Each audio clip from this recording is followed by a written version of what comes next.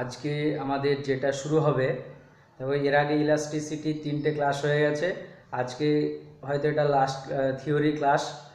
আজকে যেটা আমরা দেখব যে স্থিতিস্থাপক যে কঠিন বস্তু, সেই কঠিন বস্তুর কি ভার বিস্তৃতি লেখচিত্র।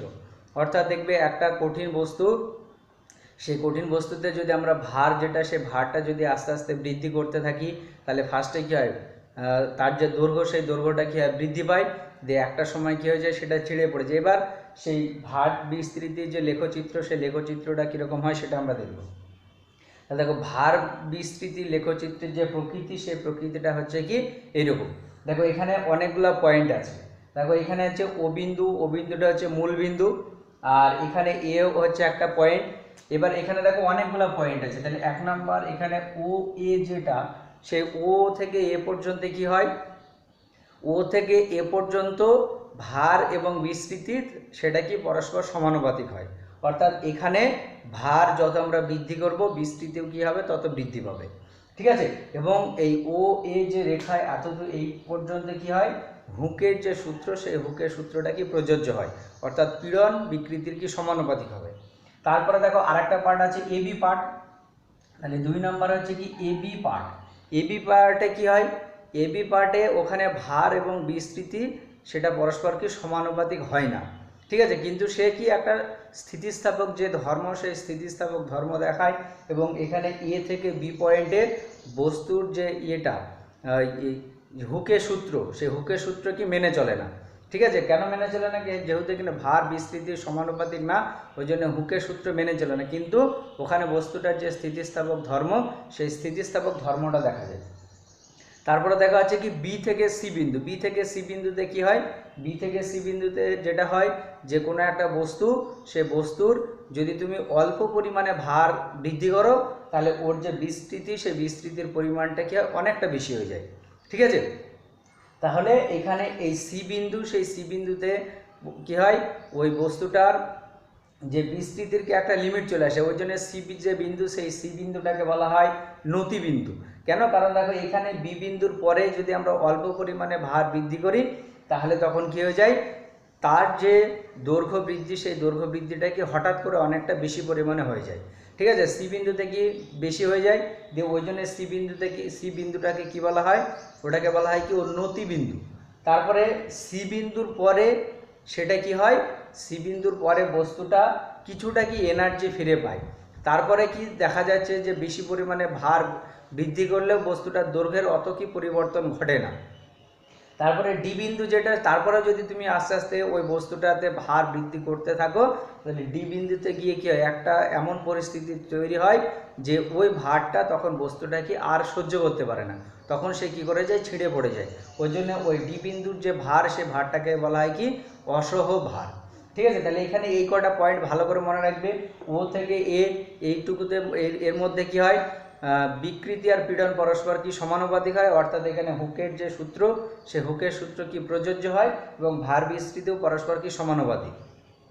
তারপরে এ থেকে বি বিন্দু পর্যন্ত বস্তুটা স্থিতিস্থাপক ধর্ম দেখায়, কিন্তু সে হুকের সূত্র কি মেনে চলে না। কিন্তু বাস্তবে কী হয়, এ বিন্দু আর বি বিন্দু যেটা খুবই কাছাকাছি হয়, খুব একটা বেশি দূরে হয় না। তারপরে বি থেকে সি বিন্দু পর্যন্ত কী হয়, যে একটা ওই অল্প পরিমাণে বল প্রয়োগ করলে বস্তুটার ভারটা কী হয়, খুব তাড়াতাড়ি বেশি হয়। দেখবে এটাও আমরা বাস্তবে দেখতে পাই, যে কোনো একটা স্প্রিং, সেই স্প্রিংকে যদি ঝুলিয়ে দিয়ে তার উল্টো প্রান্তে, অর্থাৎ যেখানে আটকানো হয়েছে তার উল্টো প্রান্তে যদি ভার চাপানো হয়, তাহলে আস্তে আস্তে প্রথমে বৃদ্ধি পাবে, তারপরে হঠাৎ কি হয়, অল্প পরিমাণে ভার বৃদ্ধি পেলে সেটা কি হয়, অনেকটা বেশি পরিমাণে প্রসারিত হয়ে যায়। তারপরেও ভার দেখা যায় যে বৃদ্ধি করতে করতে এমন একটা সময় আসে, সেই সময়টা কি হয়ে যায়, ওই স্প্রিংটা দেখা যাবে সঙ্গে সঙ্গে ছিঁড়ে পড়ে যাবে। অর্থাৎ ওই পরিমাণে ভার তখন কি আর সে সহ্য করতে পারছে না, সেই ভারটাকে বলা হচ্ছে কি অসহ ভার। সেই অসহ ভার ওই ডি বিন্দু দিয়ে সূচিত করা হয়। আর সি বিন্দুটাকে কি বলা হচ্ছে, সি বিন্দুটাকে হচ্ছে নতি বিন্দু, মানে ওই বিন্দু পর্যন্ত অল্প পরিমাণে ভার বৃদ্ধি করলে তার যে বিস্তৃতি, সেই বিস্তৃতির মানটাকে যে অনেকটা বেশি হয়ে যাবে, ঠিক আছে। তাহলে এই যে লেখচিত্র, এই লেখচিত্রটা তোমরা ভালো করে মনে রাখবে। অনেক সময় এই লেখচিত্রটা অঙ্কন করতে দেয়, যে স্থিতিস্থাপক কঠিন বস্তুর ক্ষেত্রে ভার বিস্তৃতির যে লেখচিত্র, সেই লেখচিত্রটা কীরকম হবে, ঠিক আছে। ওটা তোমরা একটু ভালো করে দেখবে। আরও যে কটা জিনিস তোমরা ভালো করে মনে রাখবে যে অসভার কাকে বলে। অসভার এটা আগেও বলেছি, আরেকবার বলছি। অসভার হচ্ছে যে যে পরিমাণ বল প্রয়োগ করলে বা যে পরিমাণ ভার চাপালে কোনো একটা বস্তু যে স্থিতিস্থাপক সীমা, সেই স্থিতিস্থাপক সীমা ছাড়িয়ে যায় বা বস্তুটা কী হয়ে যায়, ছিঁড়ে যায়, সেটাকে বলা হচ্ছে কি তার অসহভার। অসহভার কাকে বলে ডেফিনেশনটা তোমরা একটু ভালো করে মনে রাখবে। তারপরে আর একটা যেটা মনে রাখবে, এটা স্থিতিস্থাপক অবসাদ, ঠিক আছে, বা স্থিতিস্থাপক ক্লান্তি। স্থিতিস্থাপক ক্লান্তি কোনটা, ধরে নাও একটা তুমি বস্তু নিয়েছো, একটা ধরে নাও এরকম স্প্রিং, সেই স্প্রিংটা এক জায়গায় আটকানো আছে। এই স্প্রিংটাকে যদি তুমি বারে বারে দেখা যাচ্ছে স্থিতিস্থাপক সীমার মধ্যে একবার প্রসারিত করো আবার সংকোচন করো, প্রসারিত করো সংকোচন করো, এরকম যদি বারে বারে তুমি করতেই থাকো, তাহলে একটা সময় আসবে এর যে স্থিতিস্থাপকতা ধর্ম, সেই স্থিতিস্থাপকতার ধর্মটা কী হবে, লোপ পাবে। সেটাকে বলা হচ্ছে স্থিতিস্থাপক অবসাদ বা স্থিতিস্থাপক ক্লান্তি। এটা দেখো যে স্থিতিস্থাপক সীমার মধ্যে করা হবে, কিন্তু এটা যখনই বারে বারে করা হবে এর যে ইলাস্টিসিটি প্রপার্টি, সেই ইলাস্টিসিটি প্রপার্টিটা একটা সময় কী হয়ে যাবে, নষ্ট হয়ে যাবে, ঠিক আছে। তাহলে এই যে ঘটনা, এই ঘটনাটাকে বলা হচ্ছে কি স্থিতিস্থাপক অবসাদ, ঠিক আছে। স্থিতিস্থাপক অবসাদের ডেফিনেশনটা তোমরা একটু ভালো করে দেখবে। ওকে, এরপরে যেটা নিয়ে আলোচনা করব ওইটা তোমাদের এমনি এই 11-এ পরীক্ষায় আসবে না, কিন্তু ওটা নিটের জন্য ইম্পর্টেন্ট। ওটা আমি ছবিটা এঁকে তারপরে তোমাদেরকে ব্যাখ্যা করছি। আচ্ছা, এরপরে যেটা আছে সেটা হচ্ছে দেখো তারের মোচড়, অর্থাৎ কোনো এরকম যদি দেখো তার সাধারণত কীরকম হয়, চোঙ আকৃতি টাইপের হয়। তাহলে দেখো এরকম একটা যদি তার উপরে কোনো একটা জায়গা আটকানো থাকে, সেই তারটাকে যদি আমরা এইভাবে ঘোরাই তাহলে দেখবো এরকম কী হয়ে যায়, মুচড়ে যায় বা তারের কি মোচড় হয়। তাহলে তারের মোচড়ের ক্ষেত্রে ওর ক্ষেত্রে যে গুণাঙ্ক, সেই গুণাঙ্কটা আমরা ভালো দেখবো বা বার করবো রাশিমালাটা। ওটা প্রমাণটা নেই, জাস্ট রাশিমালাটা তা মনে রাখলে হবে। তাহলে দেখো এরকম একটা তার, তাহলে এই ও ড্যাশটা হচ্ছে কি তার অক্ষ, তাহলে নিচের দিকে কি আমরা এরকম মোচড় দিলাম। তাহলে দেখো এখানে এই যে রেখাটা, সেই রেখাটা এ ড্যাশে চলে যাবে, এটা এ ড্যাশে, আর এখানে দেখো এই দিকে এই জায়গাটায় একটা কোণ উৎপন্ন হবে, আর এখানে এ বিন্দুটা যখন এ ড্যাশে চলে গেল তখন এখানে কি একটা কোণ উৎপন্ন হবে। তাহলে এই যে এখানে কোণ উৎপন্ন হচ্ছে সেই কোণটাকে বলা হয় কি ক্রিন্তন কোণ, আর এখানে যে কোণটা উৎপন্ন হয় সেটাকে কি মোচড় কোণ বলে। এটাকে থিটা দ্বারা প্রকাশ করা হয় আর এটাকে কি ফাই দ্বারা প্রকাশ করা হয়, ঠিক আছে। তাহলে এইবার এখানে এই যে তারের যে মোচড়, সে মোচড়ের ক্ষেত্রে কি হয়, একটা মোচড় গুণাঙ্ক থাকে বা টরশনাল রিজিডিটি বলে, সেই টরশনাল রিজিডিটির রাশিমালাটা আমরা ভালো করে দেখব, ঠিক আছে।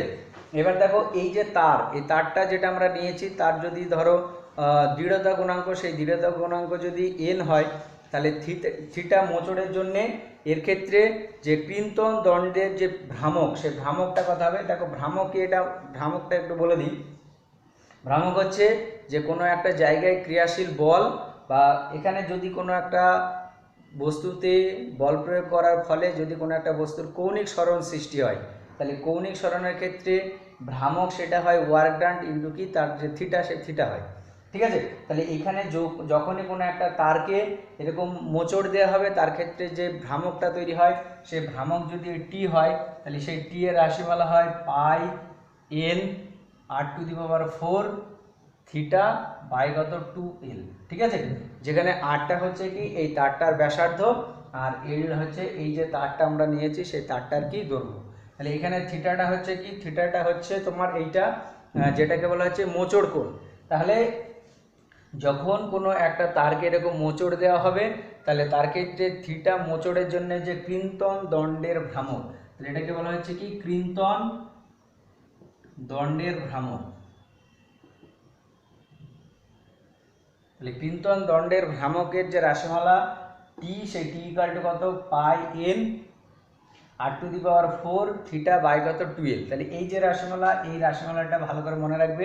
এরপরে যেটা ভালো করে মনে রাখবে যে একক ক্রিন্তন যে মোচড়, একক যে মোচড়, সেই একক মোচড় কোণের জন্যে যে তোমার ক্রিন্তন দণ্ডের ভ্রামক, সেটাকে বলা হচ্ছে কি কোএফিসিয়েন্ট অফ টরশনাল রিজিডিটি বা মোচড় গুণাঙ্ক, ঠিক আছে। তাহলে এবার যদি ধরো থিটা, সেই মানে একক যদি থিটা হয়, তাহলে সেটাকে কি টাও দ্বারা প্রকাশ করে। তাহলে টাও, সেই টাও এর ইকুয়েশন কত আসবে, দেখো টি বাই থিটা। তাহলে একক যে কোণ সেই কোণটা যদি বা একক মোচড় কোণের জন্য ক্লিনটন দণ্ডের যে ভ্রামক সেটাকে বলা হয়েছে কি টরশনাল রিজিডিটি বা কোএফিসিয়েন্ট অফ টরশনাল রিজিডিটি। তার ক্ষেত্রে ইকুয়েশন কি হবে, তাহলে এটাকে বলা হচ্ছে কি কোএফিসিয়েন্ট অফ টরশনাল রিজিডিটি।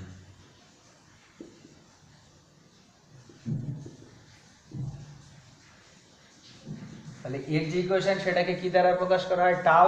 তাহলে টাউ ইকুয়াল টু কত হচ্ছে টি বাই থিটা। তাহলে এটার ভ্যালু দেখো আসবে pi n r to the power 4 by কত 2n। ঠিক আছে, তাহলে এই ইকুয়েশনটা ভালো করে মনে রাখবে। এটা তোমাদের 11-এর পরীক্ষায় আসবে না, কিন্তু নিটের এখান থেকে কোশ্চেন আসতে পারে, ওই জন্য তোমরা এটা একটু ভালো করে দেখবে। ঠিক আছে, এরপরে যেটা আমরা দেখব যে কোনো একটা বস্তুর স্থিতিস্থাপকতা কি কি বিষয়ের উপর ডিপেন্ড করে। ঠিক আছে, তাহলে কোনো একটা বস্তুর স্থিতিস্থাপকতা কি কি বিষয়ের উপর নির্ভর করে।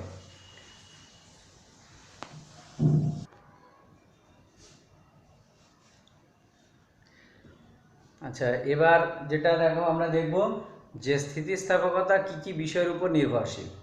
তাহলে দেখো ফার্স্টে স্থিতিস্থাপকতা যেটার উপর নির্ভর করে সেটা হচ্ছে কি উষ্ণতা। উষ্ণতার উপরে স্থিতিস্থাপকতা কিভাবে নির্ভরশীল, কোনো একটা বস্তুর উষ্ণতা যদি বৃদ্ধি পায় তাহলে তার যে স্থিতিস্থাপকতা ধর্ম সেই স্থিতিস্থাপকতা ধর্মটা কি হয়, লোপ পায়। ঠিক আছে, তাহলে উষ্ণতা বৃদ্ধিতে কোনো একটা বস্তুর স্থিতিস্থাপকতা যে ধর্ম সেটা কী হবে, হ্রাস পাবে। আর যদি উষ্ণতা হ্রাস পায় তাহলে স্থিতিস্থাপকতা কী হবে, বৃদ্ধি পাবে। তারপরে 2 নম্বর হচ্ছে কি অশুদ্ধি। অশুদ্ধি বলতে যে কোনো একটা বস্তু, সেই বস্তুর সঙ্গে যদি অন্য কিছু অশুদ্ধি মেশানো হয় তাহলে ওই বস্তুর স্থিতিস্থাপকতার কি পরিবর্তন ঘটবে। তাহলে এটা মনে রাখবে যে অশুদ্ধি যেটা মেশানো হয় তার স্থিতিস্থাপকতা যদি বেশি হয় তাহলে ওই কঠিন বস্তুটার বা যে পদার্থ মেশানো হচ্ছে তার স্থিতিস্থাপকতায় কী হবে, বেশি হবে। আর কী হবে, যে অশুদ্ধিটা আমরা মেশাচ্ছি তার স্থিতিস্থাপকতা যদি কম হয় তাহলে যে পদার্থ আমরা মেশাচ্ছি তার স্থিতিস্থাপকতা কী হবে, তখন হ্রাস পেয়ে যাবে। ঠিক আছে, তারপরে আরেকটা হচ্ছে কি উত্তাপন এবং শীতলীকরণ। অর্থাৎ কোনো একটা বস্তু, সে বস্তুকে যদি ধরো তুমি এরকম করো, প্রথমে উত্তপ্ত করলে, তারপরে আবার শীতলীকরণ করলে, আবার উত্তপ্ত করলে, আবার শীতল করলে, এরকম যদি কন্টিনিউয়াস তুমি করতে থাকো তাহলে কোনো একটা কঠিন পদার্থ বা যে কোনো পদার্থের যে স্থিতিস্থাপক ধর্ম সেই স্থিতিস্থাপক ধর্মটা কী হবে, তখন হ্রাস পাবে। ঠিক আছে, এটা ভালো করে মনে রাখবে। এবার যেটা আমরা দেখব যে আদর্শ গ্যাসের স্থিতিস্থাপকতা। ঠিক আছে, আদর্শ গ্যাসের স্থিতিস্থাপকতা 2 রকমের। একটা হচ্ছে সমষ্ণ আয়তন বিকৃতি গুণাঙ্ক, অর্থাৎ কোনো একটা আদর্শ গ্যাস, সেই আদর্শ গ্যাসে যদি তোমার উষ্ণতাটাকে স্থির রেখে তার আয়তনের পরিবর্তন করা হয় বা তার ক্ষেত্রে যদি আমরা আয়তন বিকৃতি গুণাঙ্কটা দেখি তাহলে সেটাকে বলা হচ্ছে কি সমষ্ণ আয়তন বিকৃতি গুণাঙ্ক। তাহলে ফার্স্টে আমরা দেখব কি সমষ্ণ আয়তন বিকৃতি গুণাঙ্ক।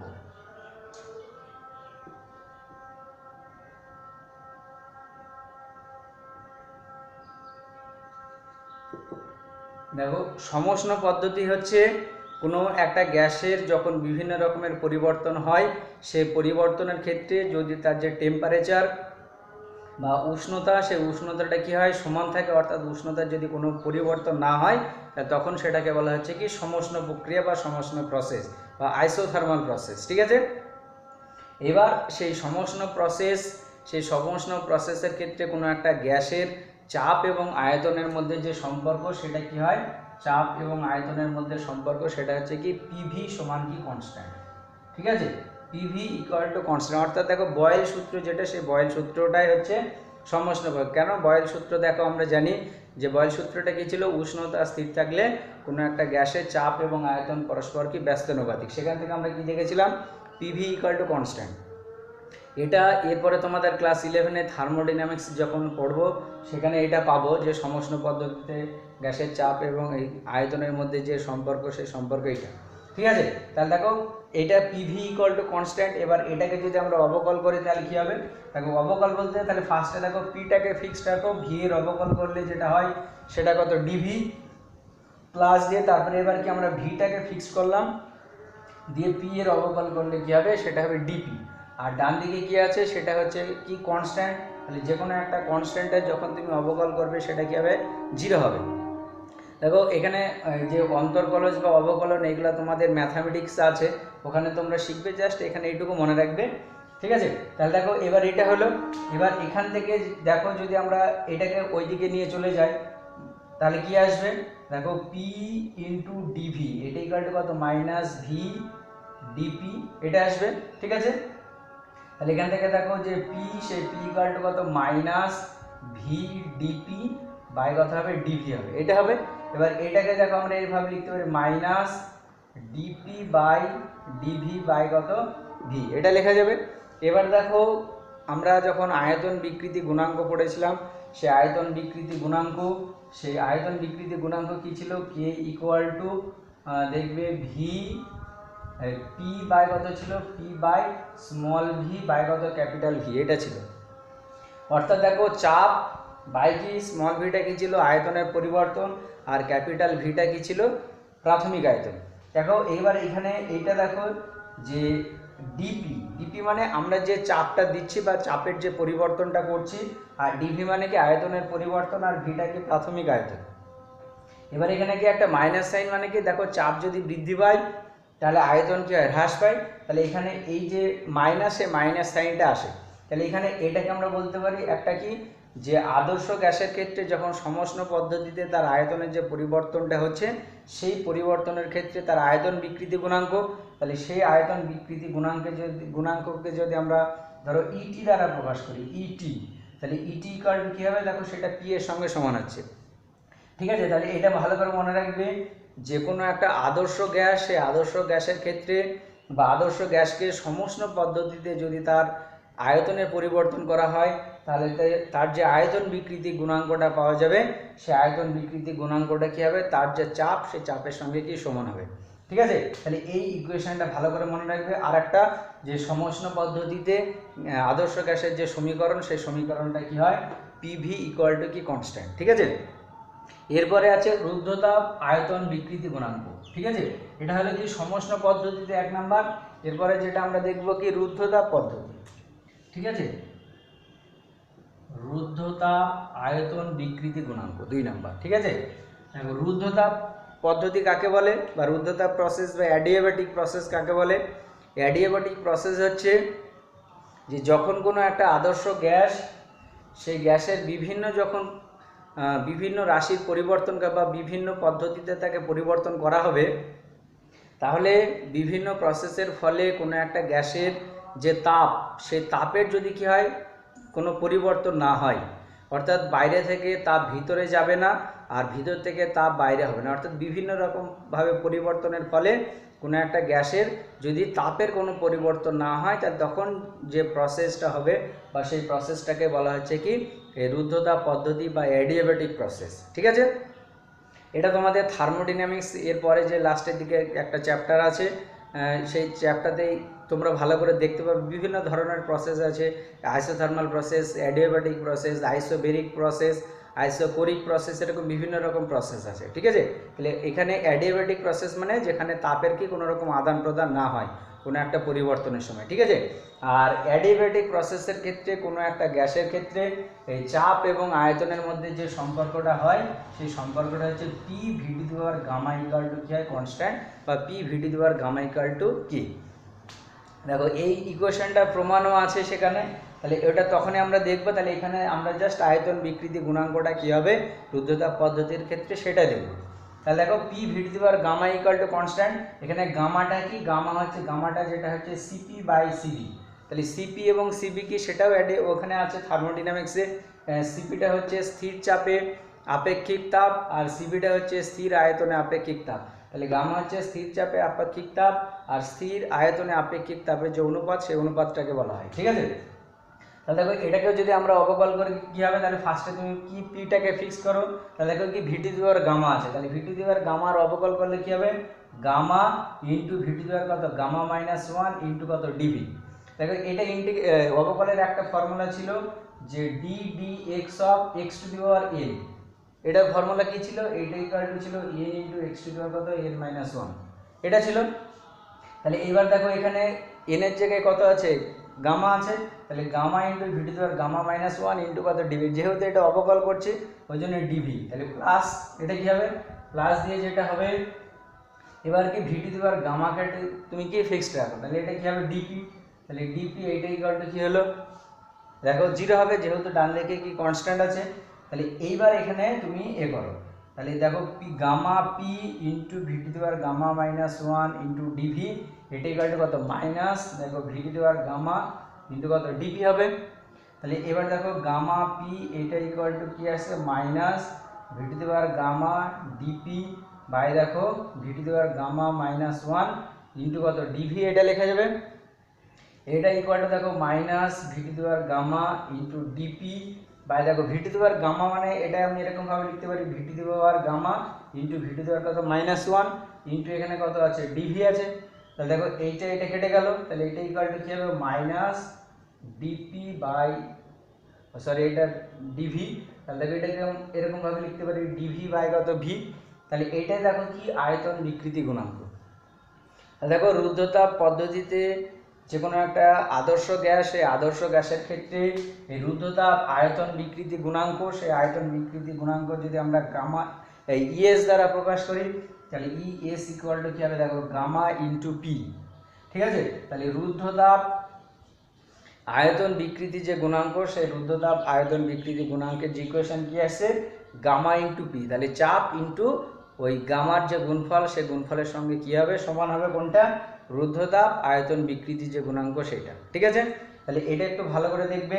তাহলে এখানে এর আগে যেটা দেখলাম কি ওটা সমষ্ণ পদ্ধতি, আর এটা হলো কি রুদ্ধতাপ পদ্ধতি। সমষ্ণ পদ্ধতিতে কি ছিল ইটি, এটা ইকুয়াল টু কি ছিল পি ছিল, আর রুদ্ধতাপ পদ্ধতির ক্ষেত্রে আমরা দেখো পেলাম ইএস, এটা ইকুয়াল টু কত গামা পি। তাহলে এই দুটো যদি আমরা অনুপাত করি, অনুপাত করলে কি হবে দেখো ইএস বাই ইটি, এটা করলে দেখো কত আসবে গামা আসবে। তাহলে এটাও ভালো করে মনে রাখবে যে রুদ্ধতাপ পদ্ধতিতে কোনো একটা গ্যাসের আয়তন বিকৃতি গুণাঙ্ক আর সমষ্ণ পদ্ধতিতে কোনো একটা আদর্শ গ্যাসের আয়তন বিকৃতি গুণাঙ্কের যে অনুপাত, সেই অনুপাতটা কার সঙ্গে সমান হবে গামার সঙ্গে সমান হবে, ঠিক আছে। এটা তোমরা ভালো করে দেখবে। এরপরে আমরা যেটা দেখব ছায়ার যে বই, সেই ছায়ার বইয়ের যে এমসিকিউ, সেই এমসিকিউ এর যে কোশ্চেন, সেই কোশ্চেনগুলো আমরা সলভ করব। আচ্ছা, ফার্স্টে যে এমসিকিউটা নিয়ে আমি করে দেবো সেটা হচ্ছে এমসিকিউ নাম্বার 3, ঠিক আছে। তোমাদের বইয়ের সঙ্গে নাও মিলতে পারে নাম্বারটা, কিন্তু কোশ্চেনটা আমি পড়ছি, তোমরা বইয়ের সঙ্গে মেলাবে। প্রথম যে কোশ্চেনটা বা এমসিকিউটা আছে আমি যেটা করে দেবো সেটা হচ্ছে যে এ এবং বি দুটি একই ধাতু নির্মিত তারের দৈর্ঘ্যের অনুপাত 1:2 এবং ব্যাসের অনুপাত 2:1। যদি তার দুটোকে একই বল দ্বারা টান দেওয়া হয় তবে এ ও বি এর দৈর্ঘ্য বৃদ্ধির অনুপাত কত হবে, ঠিক আছে। অর্থাৎ দেখো দুটো তার, তাদের যে দৈর্ঘ্যের অনুপাত সেটা কত বলে দিয়েছে, সেই দৈর্ঘ্যের অনুপাত বলে দিয়েছে কত 1:2। তাহলে আমরা ধরে নিচ্ছি যে 1 নম্বর যে তার দৈর্ঘ্য কত এল, আর 2 নম্বর যে তার সেই তার যে দৈর্ঘ্য সেটা কত আমরা ধরলাম 2L, ঠিক আছে। এবং তারপরে যে বলেছে ব্যাসের অনুপাত, ঠিক আছে। তাহলে এর ব্যাস তুমি ধরে নাও কত 2R, আর এর কত R, তাহলে এর যে ব্যাসার্ধ সেই ব্যাসার্ধ কত হবে R হবে, আর এর ব্যাসার্ধ কত হবে R/2 হবে, ঠিক আছে।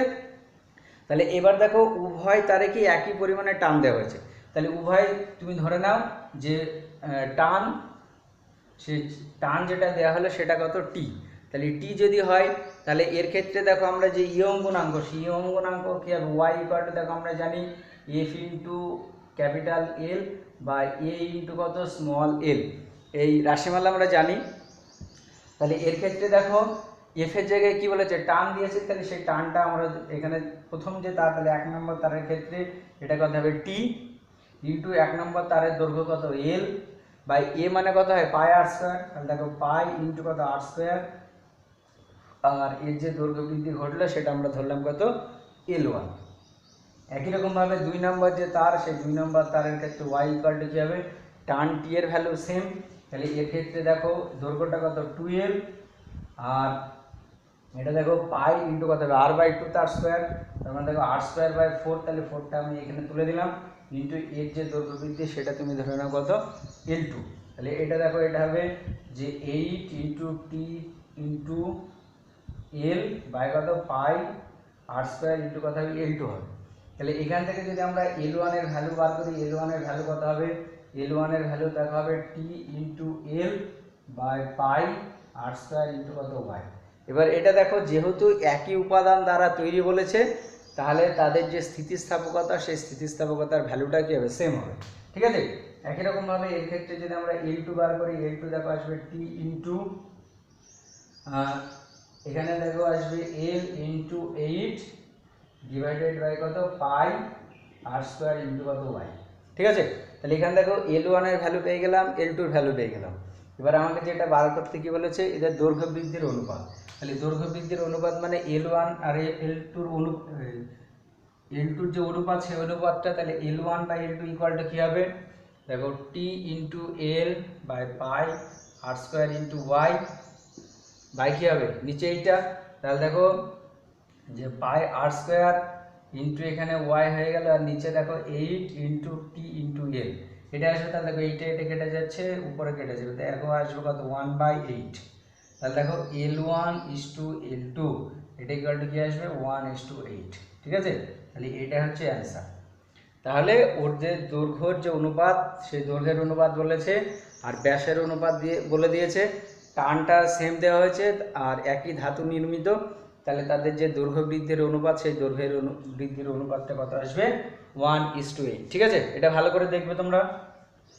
এরপরে যে এমসিকিউটা করবো সেটা হচ্ছে তোমার নাম্বার 5। নাম্বার 5টা দেখো যেটা আছে আমি পড়ছি।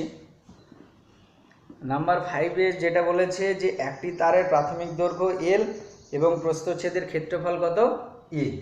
তাহলে এটা হচ্ছে নাম্বার 5। তাহলে তারের দৈর্ঘ্য, তাহলে দৈর্ঘ্য যেটা বলেছে এটা কত L, আর ক্ষেত্রফল এটা বলেছে কত A, এবং উপাদানের ইয়ং গুণাঙ্ক, তাহলে ইয়ং গুণাঙ্ক বলেছে ওটা Y, এটা হচ্ছে ওয়াই। আর একটা যেটা বলেছে পীড়ন, তাহলে এখানে পীড়ন যেটা বলেছে সেই পীড়ন ইকুয়াল টু কত বলেছে এস। তাহলে যে একটি তারের প্রাথমিক দৈর্ঘ্য এল, প্রস্থচ্ছেদ এ এবং উপাদানের ইয়ং গুণাঙ্ক ওয়াই, তারটিকে এস পীড়ন দ্বারা স্থিতিস্থাপক সীমার মধ্যে দৈর্ঘ্য বৃদ্ধি করা হলে তারে সঞ্চিত শক্তির ঘনত্ব কত হবে। দেখো আমরা জানি যে কোনো একটা তারে সঞ্চিত যে শক্তি ঘনত্ব, সেই সঞ্চিত শক্তি ঘনত্ব স্মল ইউ, এটাই কি হয় হাফ ইন্টু হয় পীড়ন ইন্টু কত বিকৃতি, এটা আমরা দেখেছি প্রমাণে। তাহলে এটা হচ্ছে কি শক্তি ঘনত্ব। এবার দেখো তাহলে এখানে কি কি দেওয়া আছে, দৈর্ঘ্য দেওয়া আছে, এ দেওয়া আছে, ওয়াই দেওয়া আছে, আর পীড়ন দেওয়া আছে। ঠিক আছে, তাহলে দেখো ইয়ং গুণাঙ্ক ওয়াই এটা ইকুয়াল টু আমরা কি জানি, ইয়ং গুণাঙ্ক ওয়াই সমান হয় কত পীড়ন বাই বিকৃতি। ঠিক আছে, অ্যাকচুয়ালি ইয়ং গুণাঙ্ক হচ্ছে অনুদৈর্ঘ্য পীড়ন বাই কি অনুদৈর্ঘ্য বিকৃতি।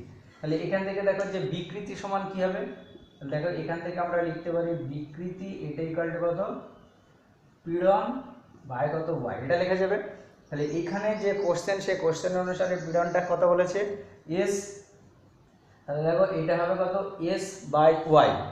তাহলে এখানে যদি আমরা বসিয়ে দিই তাহলে কি হবে, দেখো হাফ ইন্টু পীড়ন কত, পীড়নটা হচ্ছে এস আর বিকৃতির জায়গায় কত এস বাই ওয়াই। তাহলে এটা ইকুয়াল টু দেখো কত আসবে হাফ এ স্কোয়ার বাই কত ওয়াই। তাহলে এটা যে অপশানে আছে সেটা হচ্ছে দেখো সি, তাহলে এটা কোন অপশানটা হবে, সি এর অপশানটা হবে। ঠিক আছে, তাহলে এটা তোমরা ভালো করে দেখো। এরপরে যে প্রবলেমটা সেটা হচ্ছে তোমার 6 নাম্বার। ঠিক আছে, নাম্বার 6। তাহলে নাম্বার 6টা কি আছে আমি পড়ছি। নাম্বার 6 যেটা আছে বলেছে একটি তারের প্রাথমিক দৈর্ঘ্য এল, প্রস্থচ্ছেদ এ এবং উপাদানের ইয়ং গুণাঙ্ক ওয়াই, তারটি দৈর্ঘ্য বৃদ্ধির পরিমাণ এক্স হলে কৃতকার্য কত হবে। ঠিক আছে, দেখো অ্যাকচুয়ালি আমরা জানি কৃতকার্য ওয়ার্ক ডান সেটা ইকুয়ালটি কী হয়, ওটা ছিল দেখবে গড় বল ইন্টু কি ছিল সরণ, তাই না, এটা আমরা দেখেছি তাই তো। তাহলে এইবার দেখো এখানে গড় বল মানে কোনটা F/2 ইন্টু সরণ এখানে কত বলেছে এক্স, তাহলে এটা হচ্ছে কি কৃতকার্য। এবার দেখো এখানে যে অপশানগুলো দেওয়া আছে সব ইয়ং গুণাঙ্ক রেসপেক্টটা দেওয়া আছে। তাহলে দেখো ইয়ং গুণাঙ্ক ওয়াই সেটা আমরা কি জানি এফ ইন্টু এল বাই কি হয় এ ইন্টু স্মল এ। তো এবার এখানে দৈর্ঘ্য বৃদ্ধিটা কি বলেছে এক্স বলেছে, তাহলে এখানে এল এর জায়গায় কি লিখবো আমরা এক্স লিখবো। ঠিক আছে, তাহলে এইবার দেখো এফ এর ভ্যালু যদি আমরা বার করি এফ ইকুয়াল টু কত আসবে, এফ ইকুয়াল টু আসবে দেখো ওয়াই এ এক্স বাই কত এল। তাহলে এখানে এফ এর ভ্যালুটা যদি বসিয়ে দিই তাহলে কি হবে half into y A x by l, আর এখানে একটা কত আছে এক্স আছে, তাহলে এটা দেখো কত আসবে half Y A X square by কত এল। তাহলে এটা হচ্ছে কি ওর যে কৃতকার্য সেই দৈর্ঘ্য বৃদ্ধি ঘটাতে কৃতকার্যের রাশিমালা। তাহলে এটা যে অপশানটা হবে এটা দেখো আছে কত এর অপশানটা, ঠিক আছে। তাহলে এটা হচ্ছে তোমার এর অপশানটা হবে অ্যান্সার। এরপরে যেটা আছে সেটা হচ্ছে 8 নাম্বার। নাম্বার 8টা দেখো, নাম্বার 8 যেটা আছে সেটা আমি পড়ছি। বলেছে একই ধাতুর এবং একই ব্যাসার্ধের দুটো তারের দৈর্ঘ্যের অনুপাত কত বলেছে 1:2। এদের একই পরিমাণ বল দ্বারা টান দেওয়া হলে তার দুটিতে উৎপন্ন বিকৃতির অনুপাত কত হবে। দেখো বিকৃতি কাকে বলে, বিকৃতি হচ্ছে দৈর্ঘ্যের পরিবর্তন বা প্রাথমিক যে দৈর্ঘ্য সেটাকে বলা হচ্ছে কি বিকৃতি। দেখো এখানে কি বলেছে একই ধাতু এবং কি তার ব্যাসার্ধটা কি একই আছে, ঠিক আছে। তাহলে এবং তাদের যে দৈর্ঘ্য সেই দৈর্ঘ্যের অনুপাত কত বলেছে, দৈর্ঘ্যের অনুপাত বলেছে 1:2। তাহলে দৈর্ঘ্যের অনুপাত 1:2, তাহলে একটার দৈর্ঘ্য আমরা ধরে নিলাম কত এল, আর একটার দৈর্ঘ্য কত 2l, ঠিক আছে। এবার দেখো যদি একই পরিমাণে বল দিয়ে টান দেওয়া হয় তাহলে যেটা স্মল এল দৈর্ঘ্য তার দৈর্ঘ্য বৃদ্ধি যদি স্মল এল হয়, যেটার দৈর্ঘ্য ক্যাপিটাল এল তার দৈর্ঘ্য বৃদ্ধি যদি স্মল এল হয়, তাহলে এটার দৈর্ঘ্য বৃদ্ধি কত হবে, অবশ্যই দেখো 2 × স্মল এল হবে। কেন, কারণ দেখো আমরা যখন দৈর্ঘ্য প্রসারণ দেখেছি বা ক্লাস 10-এ দেখবে ছিল তাপীয় প্রসারণের ক্ষেত্রে, যে কোনো একটা তারের বা যে কোনো একটা কঠিন পদার্থের যখন দৈর্ঘ্যের প্রসারণ হয় তখন সেই দৈর্ঘ্যের প্রসারণটা কি প্রাথমিক দৈর্ঘ্যের সঙ্গে কি সমানুপাতিক হয়। তাহলে কোনো একটা দণ্ডের দৈর্ঘ্য যত বেশি হবে তার দৈর্ঘ্যের যে পরিবর্তন সেই পরিবর্তনটা কি তত বেশি হবে। তাহলে এর দৈর্ঘ্য যদি এল হয় তাহলে দৈর্ঘ্য পরিবর্তন যদি স্মল এল হয়, এর দৈর্ঘ্য 2l, তাহলে দৈর্ঘ্যের পরিবর্তন কত হবে 2 × স্মল এল হবে। তাহলে এর ক্ষেত্রে যদি আমরা বিকৃতি বার করি কত হবে small l by capital l, আর এর ক্ষেত্রে বিকৃতি কত আসবে দেখো 2 × স্মল এল বাই 2 × কত ক্যাপিটাল এল। তাহলে দেখো এর যা বিকৃতি হলো এর বিকৃতি কি হলো সেম হলো, তাহলে এর বিকৃতি আর এর বিকৃতি সেম, তাহলে এখানে বিকৃতির অনুপাত যেটা সেই অনুপাতটা কি হবে, তাহলে দেখো বিকৃতির অনুপাত, সেই বিকৃতির অনুপাতটা কত আসবে 1:1 আসবে, ঠিক আছে। এটা ভালো করে মনে রাখবে যে কোনো একটা তারের দৈর্ঘ্য যত বেশি হবে তার দৈর্ঘ্যের প্রসারণটা কী হবে তত বেশি হবে। এটা ক্লাস 10-এ তোমরা দেখেছো, আবার 11-এও আছে, ওখানেও তোমরা দেখতে পাবে। এরপরে যেটা আছে যে কে বল ধ্রুবক বিশিষ্ট একটি স্প্রিংকে দুটি সমান অংশে কাটা হলো প্রতি অংশের বল ধ্রুবক কত হবে, ঠিক আছে। তাহলে দেখো একটা স্প্রিং আছে, সেই স্প্রিংকে কী করা হয়েছে দুটো ভাগে ভাগ করা হয়েছে। প্রথমে বড় যে স্প্রিং সেই স্প্রিংটার যে বল ধ্রুবক সেটা কত কে বলেছে, তাহলে প্রত্যেকটা অংশের বল ধ্রুবক কত হবে। এটা হচ্ছে 9 নম্বরের এমসিকিউ। তাহলে তুমি ধরে নাও এরকম একটা তার বা এরকম একটা ধরে নাও স্প্রিং এরকম আছে, তাহলে এর যে টোটালটা যখন আছে তার বল ধ্রুবক কত কে, আর অর্ধেক করে কেটে নেওয়া হলে ধরো এই একটা পার্ট পেলে তুমি এরকম এই একটা পার্ট পেলে, ঠিক আছে। তাহলে প্রত্যেকটা পার্টের বল ধ্রুবক কত হবে। তাহলে দেখো ফার্স্টে তুমি ধরে নাও ওদেরকে এ বল দিয়ে টানো, তাহলে দেখো এফ ইকুয়ালটা আমরা কত লিখতে পারি কে × এক্স লিখতে পারি, ঠিক আছে। এইবার একই ধরো তুমি বল দিয়ে টানলে তাহলে এর দৈর্ঘ্য বৃদ্ধি যদি x/2 হয় এরও কত হবে x/2 হবে। তাহলে এর বল ধ্রুবক তুমি ধরে নাও কত k1 হলো, এরও কত হবে k1 একই হবে। তাহলে এর ক্ষেত্রে আমরা কি লিখতে পারি f, সেই f ইকুয়াল টু কত k1 × কত x/2, এটা লেখা যাবে। তাহলে এখানে দেখো k1 এর যে ভ্যালু, তাহলে এখান থেকে কি সে k এর ভ্যালু কত আসবে f/দেখো x আসবে, তাহলে f/x লিখলাম। তাহলে দেখো এখানে 2 × f/x, এটা ইকুয়াল টু কত k1 হলো। তাহলে এখান থেকে দেখো যে 2 × k, এটা ইকুয়াল টু কত k1। অর্থাৎ কোনো একটা তার বা কোনো একটা স্প্রিং, সেই স্প্রিংকে যদি কেটে দুটো ভাগে ভাগ করা হয় তাহলে তার যে বল ধ্রুবক সেই বল ধ্রুবকটা কী হবে আগে যা ছিল কি তার থেকে ডবল হয়ে যাবে, ঠিক আছে।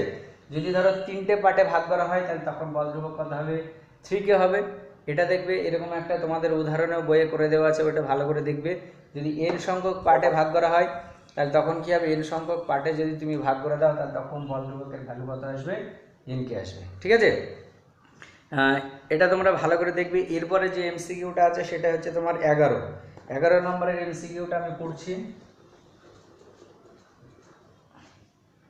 ওটা হচ্ছে বলেছে এল দৈর্ঘ্য, এ প্রস্থচ্ছেদ এবং ওয়াই ইয়ং গুণাঙ্ক বিশিষ্ট একটি তার কেস স্প্রিং ধ্রুবক বিশিষ্ট একটি স্প্রিংয়ের মতো আচরণ করে, তাহলে কি এর মান কত হবে? ঠিক আছে, তাহলে দেখো আমরা জানি যে এফ হুকের সূত্রানুসারে এটা কি জানি, স্প্রিংয়ের ক্ষেত্রে এফ ইকাল টু কত হয়, কে এক্স হয়। তাহলে এখান থেকে কে এর ভ্যালু কত হবে, এখানে জানতে পেরেছে কে এর মান কত, তাহলে দেখো কে ইকাল টু কত হবে, এফ বাই কত এক্স, এটা হচ্ছে। আবার দেখো ইয়ং গুণাঙ্ক ওয়াই, সেই ওয়াই ইকাল টু আমরা কি জানি, F L by A into কত এক্স, এটা হবে।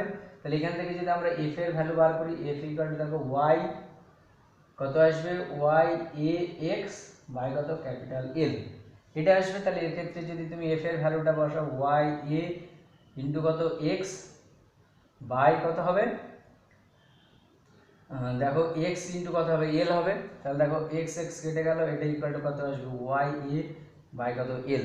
তাহলে এটা হবে কি, বল ধ্রুবকের রাশিমালা। তাহলে এটা বল ধ্রুবক, এটা যে অপশানে আছে এটা দেখো এ অপশানে আছে, তাহলে কোনটা হবে, এটা হবে। ঠিক আছে, আচ্ছা এরপরে যে প্রবলেমটা হবে সেটা হচ্ছে 16 নম্বরের এমসিকিউ। তাকে বলেছে 8 মিটার দীর্ঘ একটি রবার তারের এক প্রান্তে বদ্ধ অবস্থায় উলম্বভাবে ঝুলছে, রবারের ঘনত্ব বলে দিয়েছে এবং ইয়ং গুণাঙ্ক বলে দিয়েছে। এবার বলেছে নিজের ভারে তারটির দৈর্ঘ্য কতটা বাড়বে।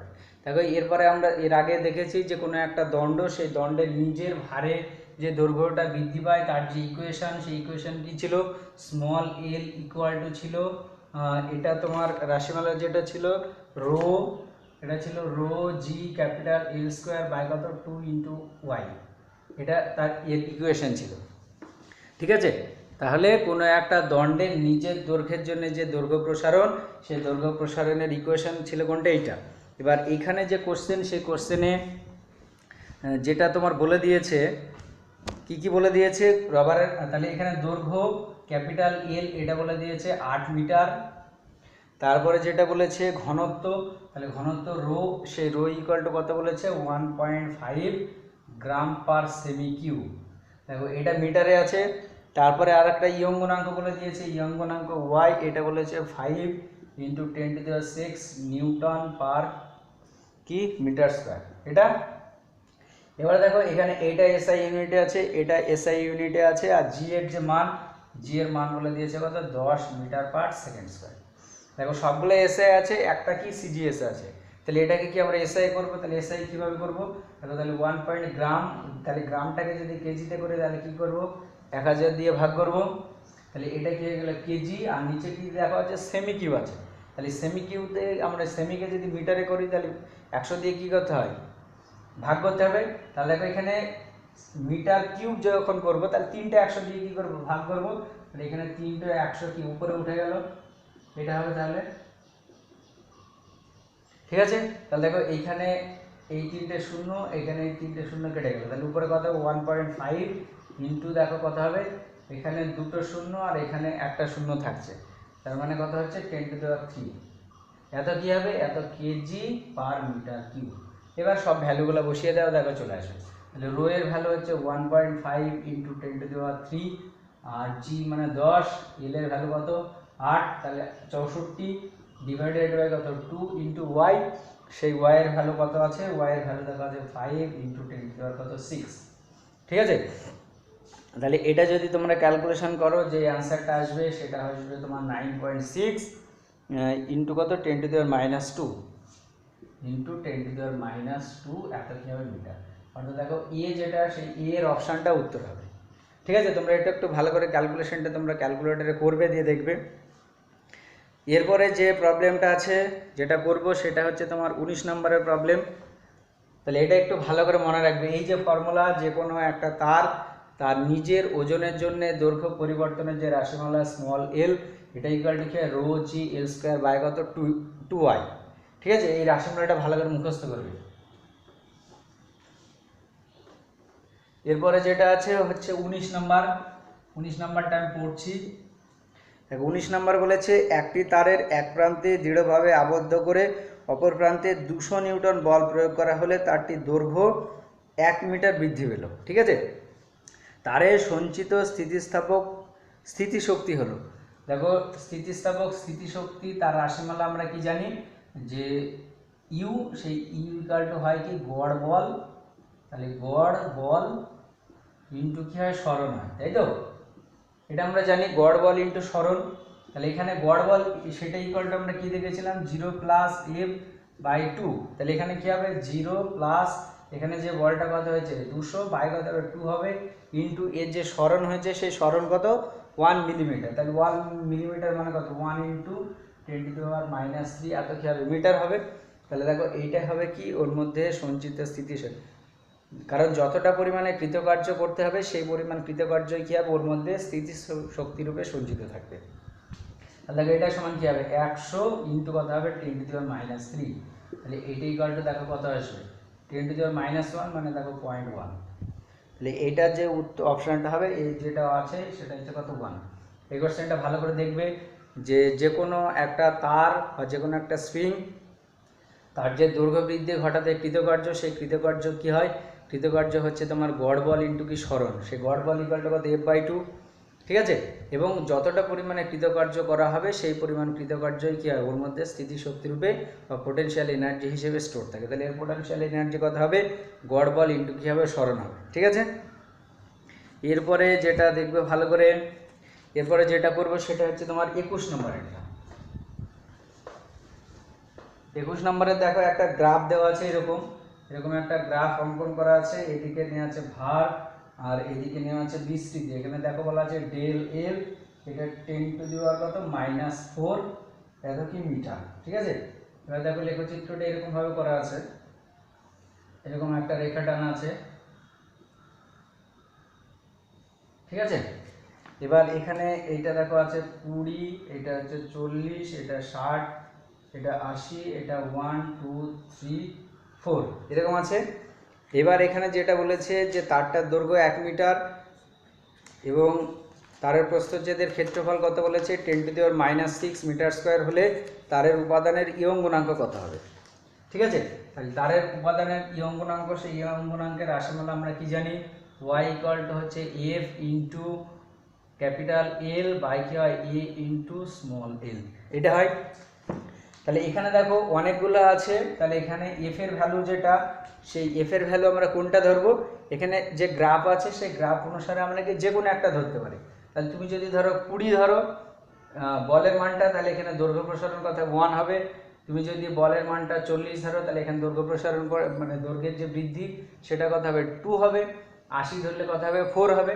তাহলে এটা এখানে আমরা যে কোনো একটা ধরি, ধরো 80টাই ধরলাম, তাহলে এখানে বলের মান কত ধরলাম 80, আর প্রাথমিক দৈর্ঘ্য এটা কত বলেছে 1 মিটার, তাহলে 1, আর প্রস্থচ্ছেদের ক্ষেত্রফল কত বলেছে 10⁻⁻6 ইন্টু কি হবে স্মল এল, স্মল এল এর ভ্যালু, তাহলে বল যেহেতু আমরা 80 ধরেছি তাহলে এটা কত হবে 4 হবে।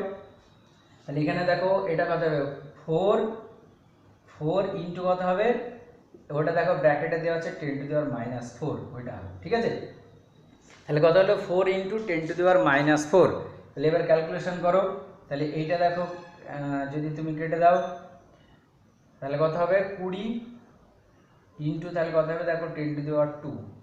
ঠিক আছে, তাহলে এটা যে তোমার অ্যান্সারটা আসবে। আর ইয়ং গুণাঙ্ক যেটা, এটা কি বার করতে বলেছে ইয়ং গুণাঙ্ক।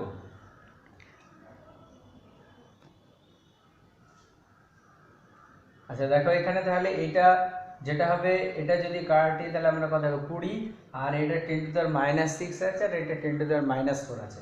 তাহলে নিচে করলে দেখো কথা হবে 10⁻10, এটার সমান কি হবে 20 ইন্টু 10⁻10, এটা ইকুয়াল টু আমরা এটা লিখতে পারি 2 ইন্টু কত 10⁻11। তাহলে এত কি হবে নিউটন পার মিটার স্কয়ার। এই অঙ্কনাঙ্কের এটা হচ্ছে ইউনিট। তাহলে এখানে যে মানটা আসবে সেই মানটা কত 2 ইন্টু 10⁻11, এটা দেখো অপশন এতে আছে। ঠিক আছে, ঠিক আছে, তাহলে আজকে এই পর্যন্ত থাক, এরপরে যেগুলো আছে সেগুলো আমি পরে করে দেবো।